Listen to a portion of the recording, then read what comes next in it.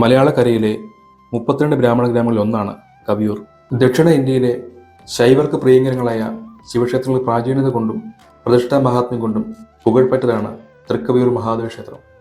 തിരുവല്ലയിൽ നിന്നും തൃക്കവിയൂർ മഹാദേവ ക്ഷേത്രങ്ങളുടെ ദൂരം ഏകദേശം 5 കിലോമീറ്ററാണ്. കവിയൂർ ശ്രീ മഹാദേവ ക്ഷേത്രമെന്നും തൃക്കവിയൂർ മഹാദേവ ക്ഷേത്രമെന്നും ഈ മഹാക്ഷേത്രം അറിയപ്പെടുന്നു. തിരുവിതാംകൂർ ദേവസ്വം ബോർഡിന്റെ അധീനതയിലുള്ള സുപ്രധാന സ്പെഷ്യൽ ഗ്രേഡ് ദേവസ്വങ്ങളൊന്നാണത്. വാസ്തുശില്പപരമായ പ്രത്യേകതയുടെ അടിസ്ഥാനത്തിൽ കേരളത്തിലെ ഏറ്റവും പുരാതന മഹാക്ഷേത്രം ഒന്നായി ഇതിനെ ഗവേഷകർ വിശേഷിപ്പിക്കുന്നു. ത്രേതായുഗത്തിൽ ശ്രീരാമൻ പ്രതിഷ്ഠിച്ച ശിവലിംഗമാണെന്ന് വിശ്വസിക്കപ്പെടുന്നു. രാമേശ്വരം ക്ഷേത്രത്തിന് ഉത്ഭവതയും സാദൃശ്യമുള്ള ഒരു കഥയാണ് കവിയൂർ ക്ഷേത്രത്തിന്. രാവണവധം കഴിഞ്ഞ് സീതാലക്ഷ്മണന്മാർക്കും വാനരരാക്ഷസ പടകളുമൊപ്പം അയോധ്യയിലേക്ക് മടങ്ങും വഴി ശ്രീരാമൻ പ്രതിഷ്ഠിച്ചാണ് ഇവിടുത്തെ ശിവലിംഗം എന്നാണ് ഐതിഹ്യം.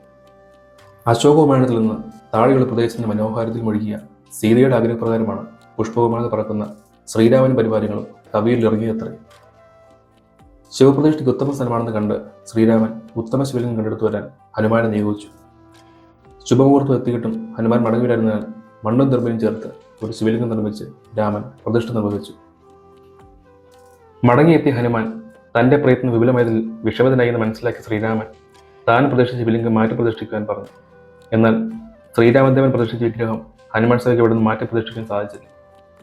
ശ്രീരാമദേവൻ പ്രതിഷ്ഠിച്ച വിഗ്രഹത്തിന്റെ മഹത്വം മനസ്സിലാക്കിയ ഹനുമാൻ സ്വാമി ശ്രീരാമദേവന്റെ സമ്മതത്തോടെ ആ സന്നിധിയിൽ നിത്യവാസം ആരംഭിച്ചു എന്നും അങ്ങനെ ആ ദേശത്തിന് കവിയുടെ ഊര് അഥവാ കവിയൂർ എന്ന പേര് വന്നുവെന്നും പിന്നീട് കവിയൂരിൽ ലോപിച്ച് കവിയൂരായി എന്നുവെന്നുമാണ് ഐതിഹ്യം.